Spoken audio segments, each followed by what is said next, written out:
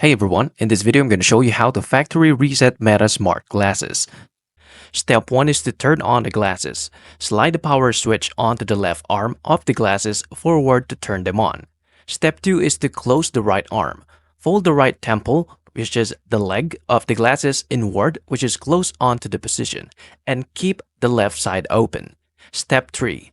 Press the button 5 times. At the top left arm, locate the small reset button. Press it 5 times quickly and you should see an orange light appear. Step 4. Press and hold for 5 seconds. Now press and hold the same button for 5 seconds until the light begins pulsing. Step 5. Press and hold again. After the pulsing start, press and hold the button one more time for a few seconds. This puts the glasses into discovery or pairing mode and the light will start flashing.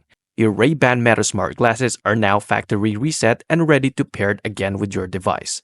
If you find this video helpful, please like, subscribe, and I'll see you into the next one. Thank you for watching.